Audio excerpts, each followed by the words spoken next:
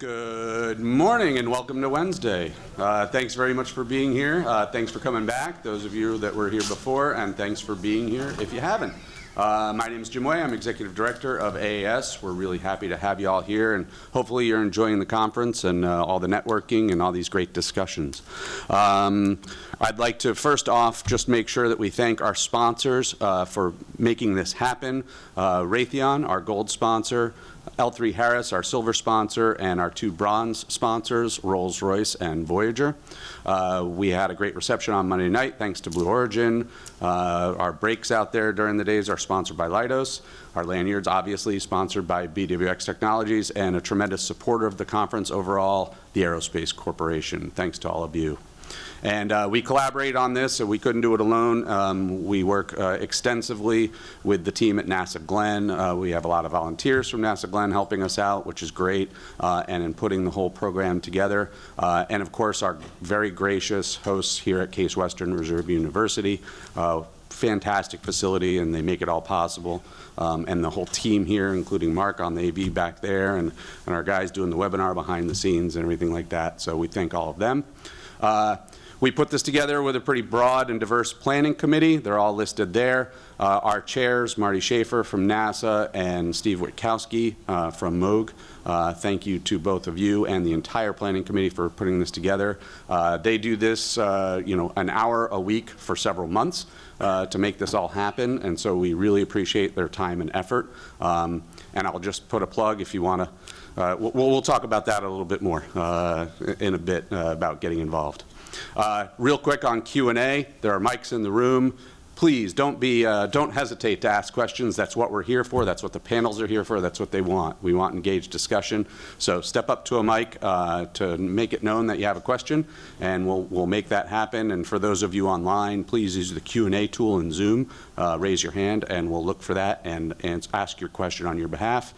Please make it a question, not a statement. And again, my rule is if you take a breath, you're done. So we'll go that way. Social media, please don't hesitate to broadcast about this on your favorite social media channel and include AAS on that. And so with that, let's get into our first session. This one is about tech transfer, so we're going to figure out how to tackle that and address it. So they're going to explore how it sparks new industries, drives economic growth, and creates opportunities for collaboration between the public and private sectors. So I'm going to turn it over to our co-hosts for this one. We've got David Hermes, Technology Transfer Program Manager at NASA Glenn, and Amy Hiltebydel, Chief Technology Transfer Office at NASA Glenn. Take it away. Thanks. Well, thank you, Jim. Morning, welcome all. Last day, home stretch. I just want to say I saw in the planning materials that the attire is business casual, so when I come rolling in the other day and I see almost all of you wearing business, and I thought, wow, what a great group of overachievers. That's fantastic. But then I thought about us poor conformists that dressed in business casual and thought, well, are we counterculture or not? I don't think you can be conformist and counterculture, so I don't know. But what I do know is we're going to talk tech transfer here this morning. So our panel here, we're going to share our stories and have discussions about successes and challenges developing NASA technology for both businesses and commercial product lines, whether they're actively being commercialized or have had successes here as well. So I'd like to introduce our panel, as Jim had already introduced, my co-moderator, Amy Hiltebydel, the NASA Glenn Chief Technology Transfer Office, Earl Cole, the CEO of Smart Tire Company, Chris Cox, the Director of Product Development for Teledyne Energy, and lastly, Dr. Aaron Goodman, the CEO and co-founder of Petra Power. So thank you all for partaking here, appreciate it. A little bit on NASA Tech Transfer before we get into charts here. So NASA Tech Transfer, what we try to do is pursue the widest possible commercial applications of NASA technology to benefit our economy, create jobs, and improve the quality of life. That's the ultimate barometer of success. And of course, we have all sorts of internal metrics, right, leading up to that we track and manage, but that's the larger goal. So here at NASA, we're constantly inventing new technology. So one thing that's pretty amazing across the field centers and with our partners and support contractors, we average about 1,600 invention disclosures a year. So that comes out to over 5 a day, a work day, which is pretty amazing when you think about it. that throughput. We review those for commercial potential, of course, and suitability, and those that are suitable, ultimately the goal is to make that available to the public and have that widest aperture, that widest dissemination and use of that technology. So with that, as you're going through that sort of funnel, we have right now, as it stands in the pipeline, over 1,000 technologies available for licensing. That's spread across a wide spectrum of fields and technologies. And if you go to technology.nasa.gov, that is searchable and organized to find those, and you can place inquiries. We also have technology opportunity sheets attached to those that talks about, at a top level, what is the technology, what are its potential applications and points of contact as well. Likewise, we have over 1,000 software programs available for download on software.nasa.gov. So when we talk about two main products, right, it's those technologies available for licensing and software codes to be downloaded. Okay, so with that, here on this slide, technology transfer, and so we're talking more in the commercial space realm, that theme, that area, and a little bit of term definition here when we talk sampling of recent spin-off and spin-in successes. So spin-off successes, of course, being commercial applications that were either enabled or enhanced by NASA technology that is, being commercialized or has orders, right, or is a product line, right, anywhere in that sort of spectrum. Spin-in is that spin-off and fused back into a NASA mission. And then recent sampling, that's really like over the past 18 months or so. Obviously, there's been a lot, as we've seen here, a lot of exciting successes over the last handful of years. We're talking more, again, just a sampling last 18 months. If you want to look at a more complete set over the past couple years, it's about 24 spin-offs and about 12 spin-ins back into NASA missions there. So I'll be talking this sampling from an agency perspective here. Again, just a couple examples. My co-moderator Amy here will be, of course, talking about it from a Glenn and regional perspective, and our fellow panelists will be talking about their specific experiences as well, which we look forward to. So with that, we'll get to it. Okay, so the first one here, 3D printed engines. This is really cool stuff. This here, with Elementum 3D out in the Denver area. Technology originally developed out at Marshall. In that upper left picture that you see there, it's a rocket engine nozzle that was 3D printed from Elementum's A6061 aluminum alloy that's undergoing hot fire testing over there in one of the test rigs at Marshall.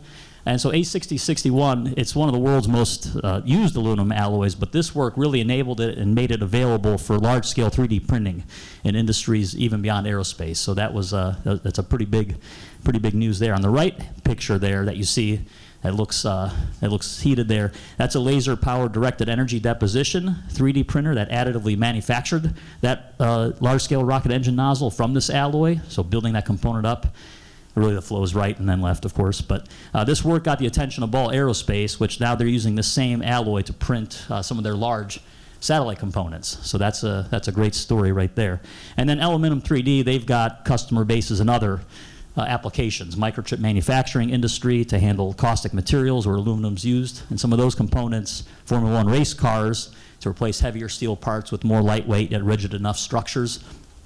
And likewise, their ceramic disc technology that they're using on the Dodge Challenger SRT Hellcat. So if any of you rented that today, you can thank them for enjoying your joyride. So, so neat stories there. Okay, on to the next one. So yes, wearing the NASA tie with the space shuttles. So what you see there, of course, is Shuttle Discovery, the underside of it, the thermal protection system there under the nose cone. And with Canopy Aerospace, they have been able to manufacture those thermal protection system tiles, this time with a more streamlined manufacturing process, again, more lightweight and can be used in reusable rocket launch applications and others. So obviously that's important to survive re-entry. And so they've developed that here, and to meet their growing demand, they're working at their full capacity. Right now, the throughput is round about 200 pieces a month, and they're trying to spool up to meet the ongoing demand and orders for that as well. So they're also currently working with NASA there to create a 3D printed material comparable to these tiles, like I said, but also reducing steps in that manufacturing process. So neat stories there. And then lastly, before I transition over to Amy here, out of this world organs. So this one might be familiar to some of you. This is also a spin-in success, of course, here with Redwire and the Advanced Space Experiment Processor Unit. So here, that's a fully automated, multi-use, single mid-deck locker processing facility. It's been used to conduct a variety of life and physical science experiments on station, and small batch manufacturing allows up to 4 research cassettes to be used there, and you've seen that configuration, there's 3. And picture there on the right is NASA astronaut Megan MacArthur installing that experiment locker on the ISS. And those cassettes have unique capabilities around specific experiments designed for those experiments, including bioprinting human tissue, which was a recent accomplishment, which is really cool. And there's been mission heritage on here too, on Cargo Dragon, on Cygnus, and on the Express Racks, of course, on Space Station. So that's a bit of a sampling of some recent spin-off and spin-in successes. And with that, I'll hand it over to Amy to talk the Glennon regional perspective. Great, thanks, Dave. For Ohio-based companies that produce 98 technologies supporting commercial space.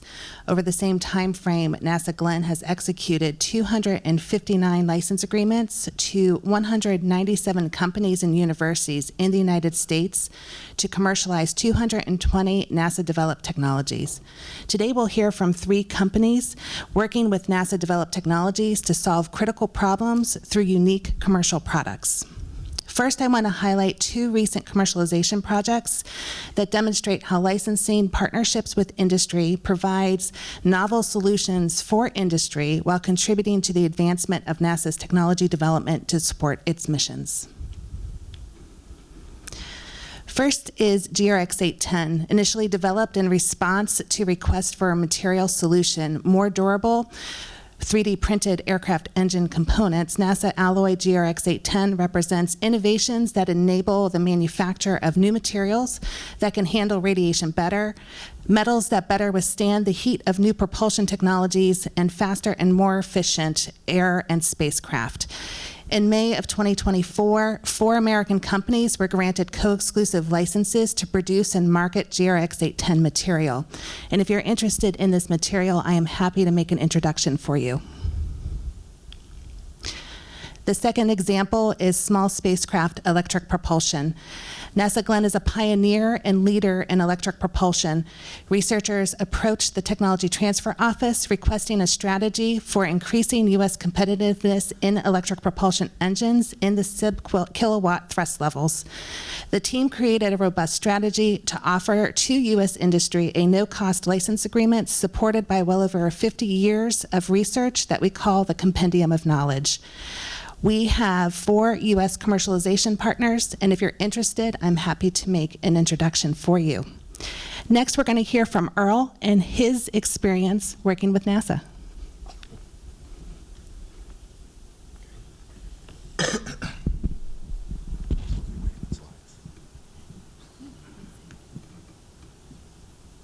You are going to hear it. You will. Just waiting on the slides. Sorry, I was quick.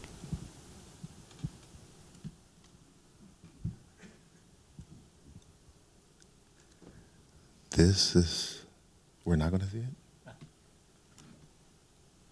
it? No slides, so very slow slides. It's a great segue into the, there we go, slow process like working with tech transfer. No, it's big, serious here. Tech. In all seriousness, tech transfer has been a great experience. So what we are licensing at the Smart Tire Company is the super elastic tire that was originally developed for the Mars rover program. And I just wanted to make sure you got a visual of it. So that's some testing and put on some prototype rovers. Next slide.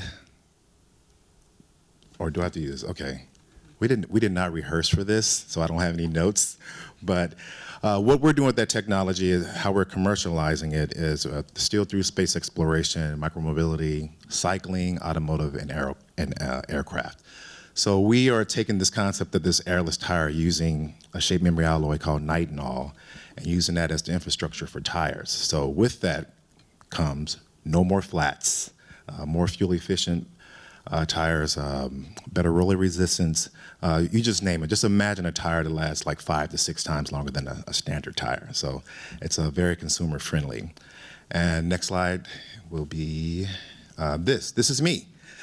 So for some of you might know, this astronaut suit that I wore here in London, I actually wore this same suit on Shark Tank. So I think we're one of the few companies that's ever been on Shark Tank presenting a NASA technology. Now we can talk about that experience later after this particular thing. It was quite the experience meeting, like Mark Cuban and all the people above.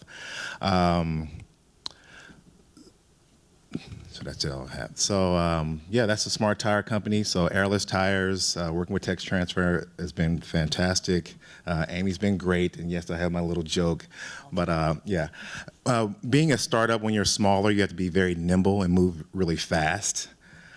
So that doesn't really go hand in hand with NASA at times. So sometimes we'll need a signature and it takes a little while, but we know that it's all worth it and what we're doing is very important, commercializing something like this. So it's an honor to actually, that you trust us with this technology for us to bring it to market for the people, because we do feel like what we're doing will change the world. So, okay. Thank you. All right, Chris, you're up next.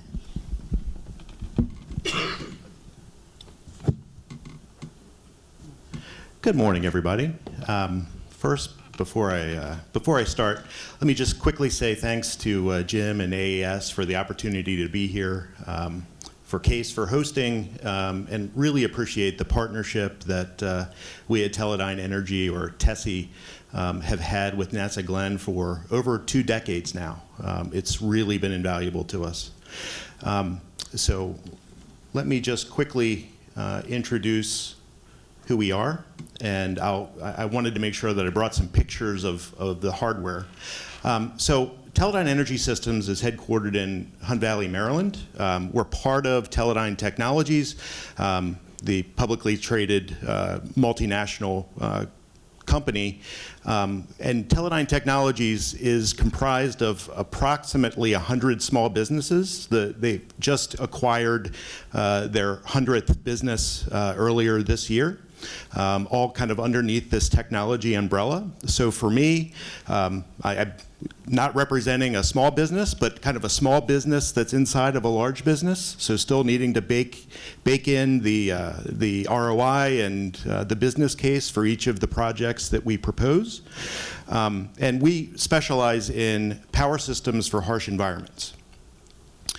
So just to give you a really quick overview, one of the technologies that perhaps we're most well known for are thermoelectrics and the RTG systems that are powering the Mars rovers, for example. So we manufacture those thermoelectric packages in Hunt Valley, and we're currently building MMRTG Flight Unit 4 for Dragonfly, and had a mission review just yesterday in the plant, actually. We've got significant battery technology and capability, and then probably one of the best kept secrets is that we've been designing, building, and delivering commercial hydrogen electrolysis systems for over 50 years now, and have over 800 systems installed throughout the world.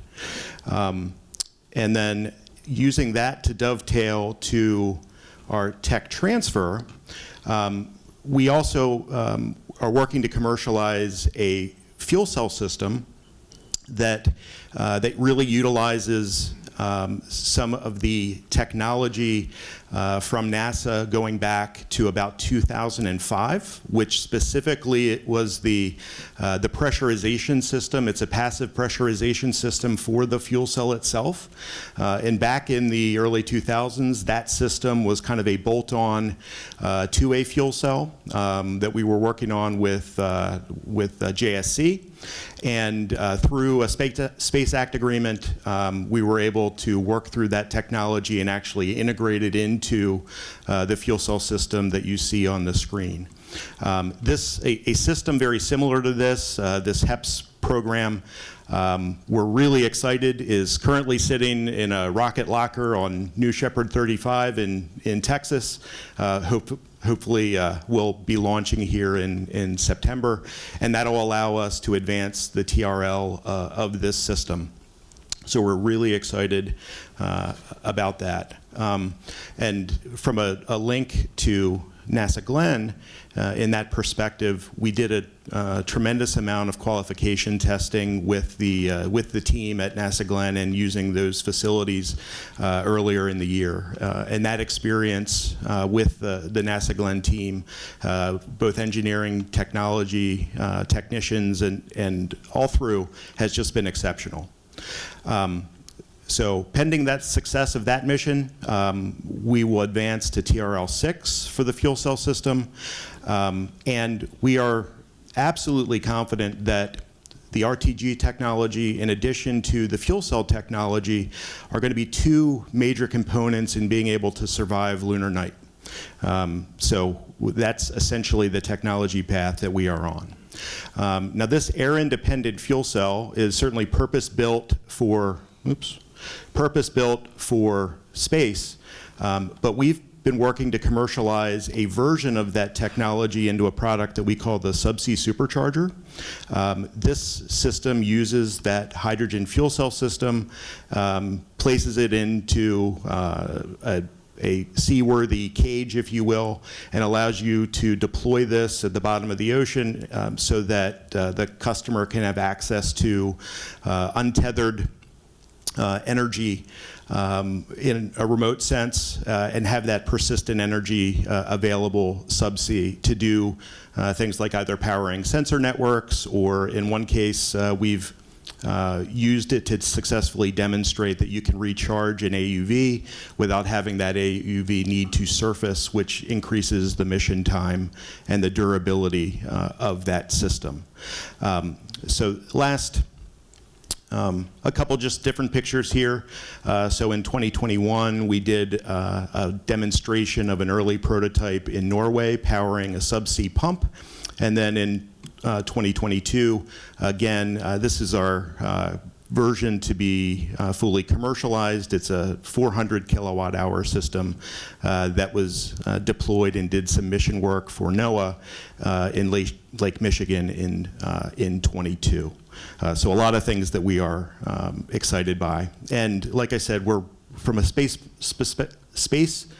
perspective, we're laser focused on lunar night survivability and are currently looking for application partners for science to be done on the lunar surface. So anybody that needs power, we're open for business. And if you don't need power for the lunar surface, these also make great holiday gifts. I don't know how many more shopping days there are until Christmas, but I'll just make that plug. Thank you. Thanks, Chris. Over to you, Aaron. All right. Thank you very much for having me here. Thanks to AAS, and always thanks to NASA, who's been a wonderful partner to us. My name is Aaron Goodman. I'm the co-founder and CEO of Petra Power. I didn't bring slides, so you're just going to have to listen to me. I'm sorry about that. But we are manufacturing hyper-efficient, fuel-flexible power systems. We convert fossil fuels like diesel and natural gas into electricity with about 90% better efficiency than combustion engines. Those same systems also convert hydrogen, biomass, and all sorts of next-generation fuels as well. As you might be able to tell, we, like Chris, have a fuel cell system, slightly different from what they're working on, but also licensed from NASA. And we licensed that technology originally in late 2017, early 2018. And to highlight how great of a partner NASA's been, we were able to kind of push through a ton of adversity between 2017 and 2023 when we've been able to start building up our technology through a lot of partnerships within the DoD and contracts from various offices there. And that patience that they showed, similar to the patience showed by Smart Tire, but going the other way, has really allowed us to kind of weather what in hard tech development is typically referred to as the Valley of Death, and get to the point where we are today, where we've got a prototype in-house, we're commercializing the technology and working to bring it to market as quickly as possible. So very excited to kind of jump into all the questions that David and Amy have and tell you guys a little bit more about our experience licensing technology. Awesome. Thanks, Aaron. So my first question is to Aaron and Earl. What compelled you to explore starting a brand new company based entirely on NASA technology?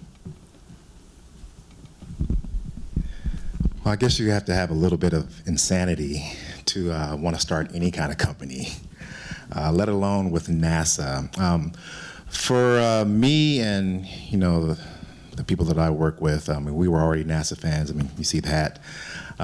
So being a big NASA fan, knowing that this particular technology was something we felt was pretty groundbreaking, and you kind of saw the vision, I said, I think we can take this, all the way, like we can commercialize this. We saw the strategy, but we were new to working with NASA and tech transfer. I'd worked with startups before. My co-founder, Brian, out there, he has startup experience. So this was a new thing for us. As I mentioned earlier, being funny, but startups usually move really fast, and you have to make decisions fast and get things done. But once we figured out the rhythm of working with NASA, it's been a fantastic experience. So I would say what made us want to do this was really that opportunity to work with something, an entity like NASA, and this shield we get to carry of trying to commercialize something that's been done. We've seen the other NASA products like the baby formulas and the camera phone and things like that. Like, for us to have this opportunity to where we can commercialize a technology like an airless tire and really change vehicles that you use every day and chances to go to the moon and work with lunar terrain vehicles, I just think it's a fantastic opportunity. So again, it really is an honor to be in this position. To answer this, I kind of got to go back to when we did start. I was finishing up my undergraduate, going into my PhD program, and hoping to certainly invent some technology of my own, but I was very impatient, and so I was actually looking for technologies that I thought had an opportunity to make an impact on the market immediately while helping push us forward in emission-free or low-emission energy solutions that we need for a sustainable grid and energy production in the country. And through that process, I was looking at all sorts of national labs and universities, and I think it really speaks to NASA's approach to tech transfer that through a number of different technologies that we had looked at, everybody else looked for reasons not to license their technology out or to increase barriers of adoption to that technology. And where we met NASA was through a competition almost, now defunct program, I think, but that was offering up 10 different technologies in their portfolio for licensure. And of course, you had to be the one that they thought was best suited to do that task, and we were fortunate to be selected for our technology.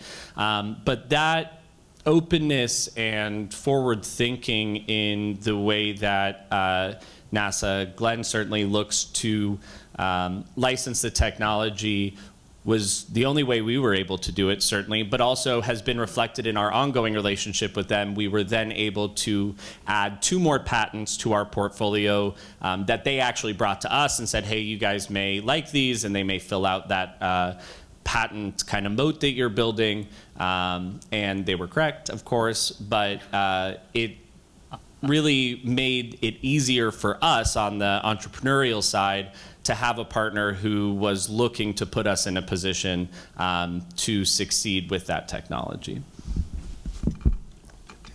Yeah, fantastic, thank you. For Aaron and Earl again, what has been helpful throughout your company formation and growth? In general, not just from NASA. Starting a company is very hard. Starting a hardware company is even more difficult. I strongly suggest software if any of you are considering entrepreneurship. But for us, the most important thing in our progression and our journey has been the ecosystem in Northeast Ohio. Truly, we couldn't be where we sit today without them. I mentioned kind of valley of death period that lasted nearly a full 5 years for us. And it wasn't just NASA being flexible with us and working to help us find partners and continue to develop the technology. But many of you may be familiar with Bright, an organization based in Warren, Ohio, which is an energy incubator in this area as well. They let us live in their lab facility, basically, and work on advancing the technology, and supported us through those times when we had $0 and a lot of frustration. And so without those types of support and kind of uncompromising desire to see Ohio-born and Ohio-led companies succeed, we wouldn't be here today. So that's the most important thing. There's many others, but I'll let Earl take on the rest. Yeah, agreed, and definitely having the right ecosystem around you really helps. NASA's been helpful, but also other business organizations we work with. I actually don't even live in Ohio, so my co-founder and I, we live in Los Angeles, so you can imagine the challenges of going back and forth to Ohio, because there's no direct flights from LA to Cleveland that we have learned through the years. But, you know, we still set forth on this path. And, you know, the main thing is, you know, doing a lot of research. We have to research a lot, read a lot of papers, really pay attention, especially learning a whole new industry. Like, I never thought I would be in the tire business. You know, I went to school for actual business and worked in media and things of that nature. But we found it interesting, and everybody in here, some kind of way is connected to a tire, whether you drove here or got on an airplane, but tires are literally everywhere. And so having that kind of responsibility with something that everyone relates to, I'll say is helpful. So we get to talk to a lot of different people, talk to people at NASA, including the inventors, because just like with Aaron, we actually started off with a program called FedTech, which was sort of like a competition with 10 different technologies as well. And we saw from the start, oh, that super elastic tire, I think we can do something with that. And we did really well, and we too had a Space Act agreement with NASA, and learned a lot, you know, and NASA's been very open with giving us lots of different information, even though we overreach sometimes about the brands and things like that, because I'm still a marketer by nature, so you know, there's been times like, oh, can we use a NASA logo for this, for that? And they're like, absolutely not. You cannot use the NASA logo for any of those things. But it was definitely a learning curve with that. But I'll say just staying plugged in to the industry itself, just learning and constantly being curious and just doing the work. You know, putting in the work is very, very important when you're starting a business. And that valley of death that you've been in, yes, we've been there as well. And it is a scary time, but we fight through it. Thank you both very much. Chris, you're not a startup company. However, did you experience a valley of death with your development? I know that's off script. I'm sorry. That just came up. No. It's a great question.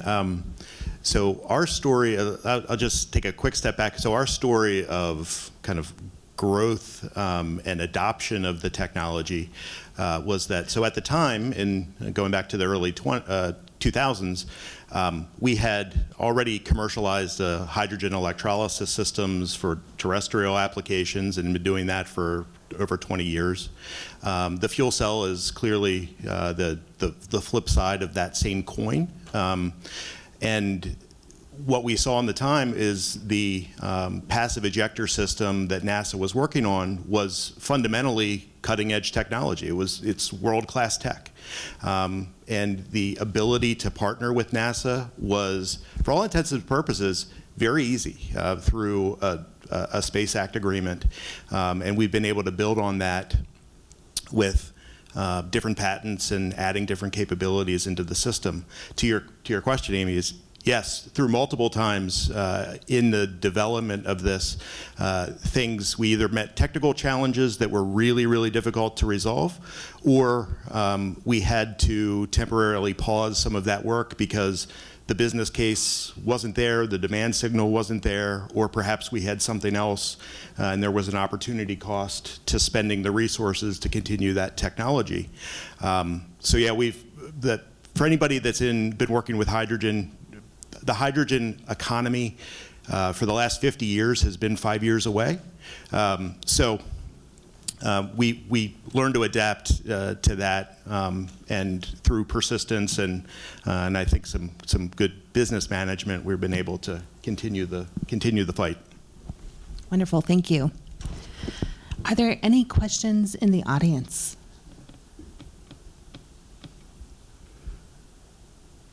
If not, we'll keep going here. This is for everyone. What have you found to be most helpful throughout your tech development, demonstration, and validation? What kind of resources did you use? Who did you use? Money has been very helpful.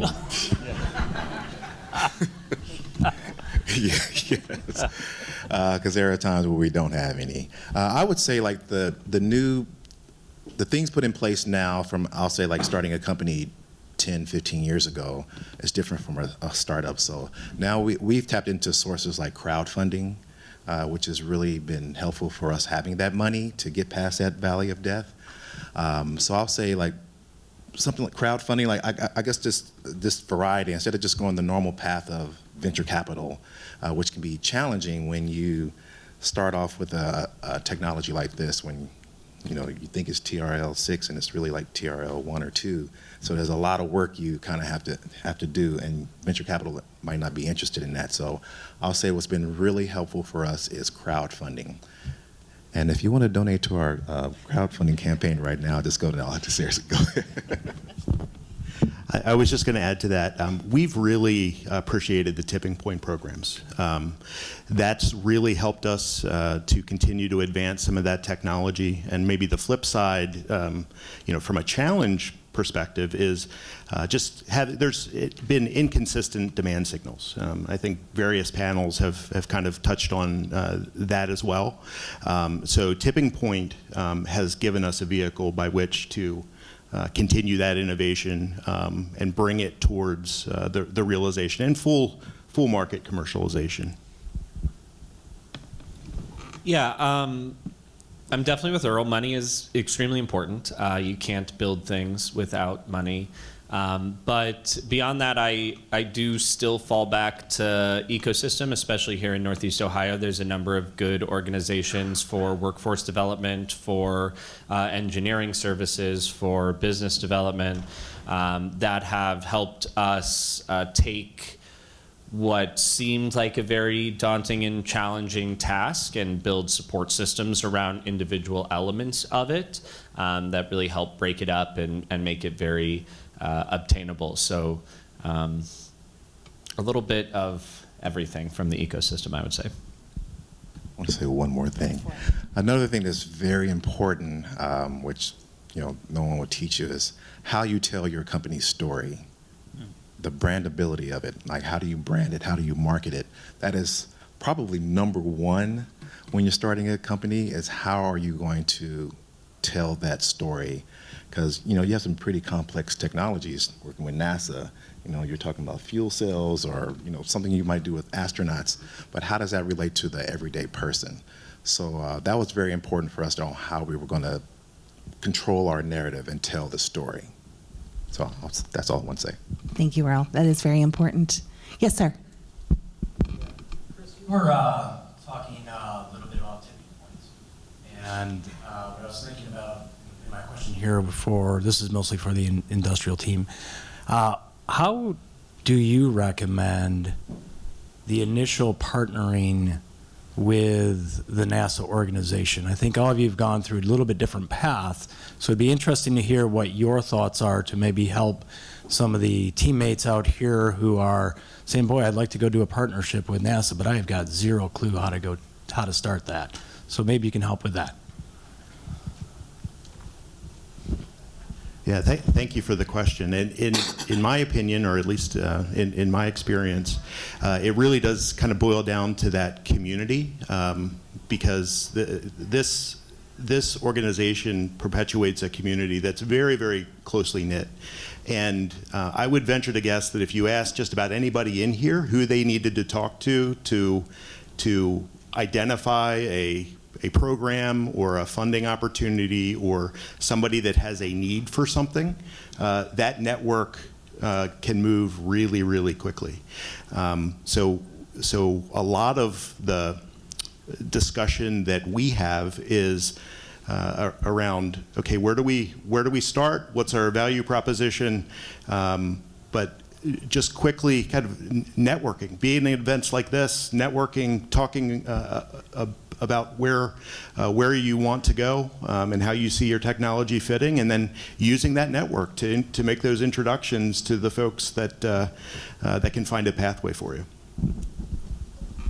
Yeah, that's a great answer. And this is a great opportunity. As I look out into this audience, I see a lot of my colleagues here. So there's a great opportunity to meet some new people, learn a little bit more about their mission work and how you would fit into that mission work in order to make a partnership happen. That's wonderful. Thank you. I have one last question for the panel.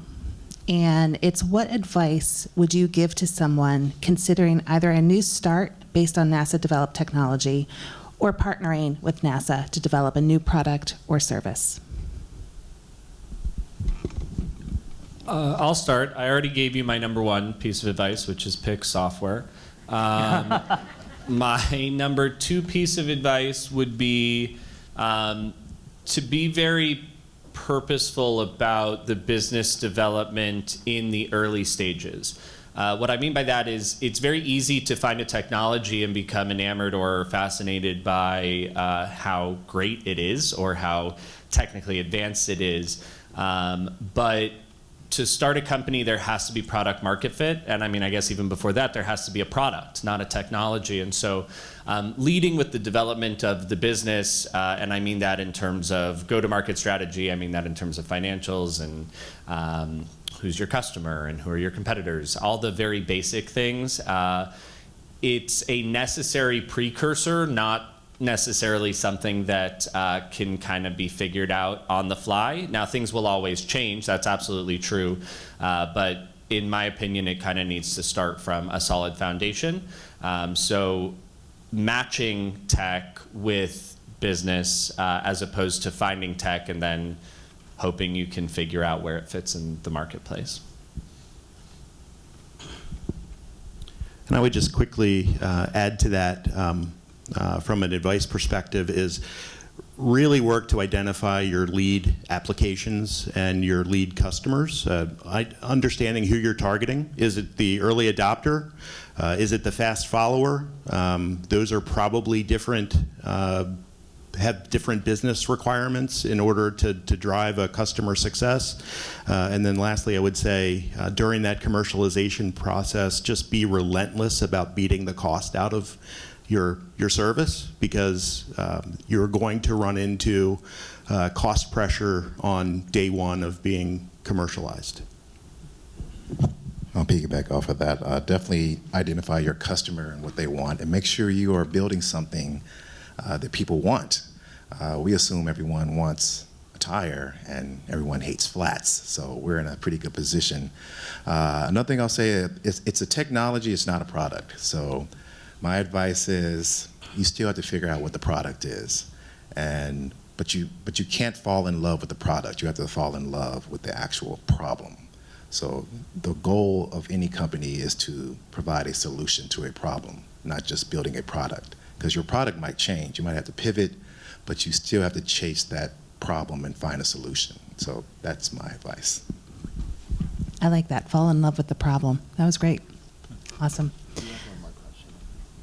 Oh, I think we had a question. yeah, I'm sorry. Please. This is more for Amy and David. What are you doing at Glenn to find those next companies? You may have like forums for them to come to you, but how do you reach out into taking your technology and getting it out and letting those entrepreneurs know that we have stuff to license? I'll start and then you can. Yeah, good question. So a variety of mediums. One is we'll have webinars where we target a specific subject matter or a portfolio of technologies that are somewhat related, and we'll have the inventors on to talk about, and a lot of them, they love talking about their baby, their tech, and how they got it to where the state that it's in, and talk about that, answer questions that are online, and then contact points are established there for follow-up. We support various forums and mixers and events as well. Of course, NASA's going through the social media consolidation, but we're wrapped in that and still getting out the information. So it's a variety of mediums. The webinars particularly we found recently to be more effective. So anything you want to add? Yeah, we're very active in the local ecosystem. We attend a lot of events and we try to get out there and meet people, talk to people, and share our story. So we're very approachable. We're happy to talk with you about any of your ideas, your thoughts, your questions at any time. We're also accessible from our website, Dave mentioned, technology.nasa.gov, where you can find our contact information and reach out at any time. Go ahead, Renee. Yeah, sorry. Real quick, sorry. Just Renee. make a quick shameless plug. Sorry, I work in the technology transfer office at Glenn, and we're about to actually launch a competition that will be live at the beginning, hopefully, of October, where we are challenging folks in the public to sift through the technologies, if you will, and look for one that sort of speaks to you, and describe that technology market fit, because we're throwing out a challenge. There will be prize money involved, and I'm super excited about getting this started and off the ground. But it is a way that we want to try to increase the knowledge of your average person that this is something that can happen. Because I think one of the biggest challenges that we find is that people just don't even know that we have technologies that are available for licensing. So look for that. It should be coming out hopefully beginning of October. I'm super excited about it. The challenge will be to identify the technology that you have interest in and speak about what sort of a business plan you would develop to commercialize that. So yeah, so thanks. Sorry, just wanted to Thanks, give a Renee. plug for that. That was good, Renee. Thank you. And then just to add, those that wisely choose Aaron's advice for software down the line, as I mentioned before, software.nasa.gov. There's over 1,000 different software codes in the catalog, and a lot of innovations are incremental improvements to things, right? And so that's an area ripe for that. So another bit on that. So. Very good, thank you. Join me in thanking our panel and sharing their wisdom and advice and stories, and be sure to reach out to them throughout the day, and it's a wealth of knowledge sitting here to assist you. Thank you guys so very much.